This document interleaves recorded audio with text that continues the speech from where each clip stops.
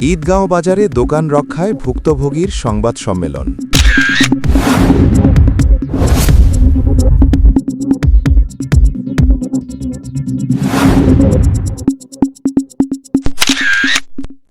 দোকান রক্ষায় ভুক্তভোগী ব্যবসায়ীর সংবাদ সম্মেলন কক্সবাজারের ঈদগাঁও বাজারে একটি ডেভেলপার প্রতিষ্ঠানের চাপ ও হুমকির অভিযোগ তুলে নিজ ব্যবসা প্রতিষ্ঠান রক্ষার দাবিতে সংবাদ সম্মেলন করেছেন এক ক্ষুদ্র ব্যবসায়ী ও তার পরিবার।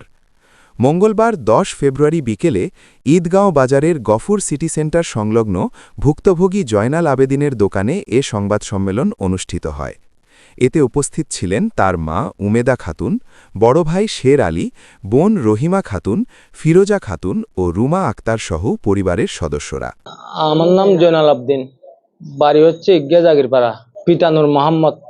জাগায়ানো তো 50 বছর চেয়ে বেশি ব্যবসা করি ওরে, আর বাপ হইতে আর ভাই হইতে আই হইতে আইয়ের অনর পরে যাই ওরে। তখন আই অসুস্থ ছিলাম, অসুস্থ কারণ অবস্থাতে এড়ে ওই ডেবলাপাড়া অনর বহুরওয়াল ডেবলাপাড়া এনাম কামাল গফুর কায়েম আর আইরে এই মগরিবের সময় আইন না থাকান অবস্থাতে আর দোয়ানোর মাঝে ঠালামারিদের দোয়ানোর পঞ্চায়েত না ফেলে দীর্ঘদিন যা 50 বছর চেয়ে বেশি আর বাপ হইতে বাই হইতে সম্পূর্ণ বগুনে এই যে ইয়ান গড়িয়ার অনর এই যে কিছুদিনের ভিতরে অনর ডেভেলপাররা আর ডিস্টার্ব করে অনর সন্তানের মস্তান লেয়াই আর দোয়ান দান ভাঙি ফেলাই আর উচ্চত করে আর অঙ্কিত অঙ্কিদের এভাবে আই নির্যাতন জ্বালা যন্ত্রণা এবার আসি আই।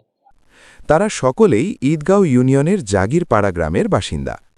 সংবাদ সম্মেলনে পরিবারটির পক্ষ থেকে জানানো হয়, প্রায় অর্ধশত বছর ধরে তাদের পিতা মৃত নূর আহম্মদ ওই স্থানে জমিসহ চনামুড়ির ব্যবসা পরিচালনা করে আসছিলেন। পিতার মৃত্যুর পর সেই ব্যবসার হাল ধরেন জয়নাল আবেদিন।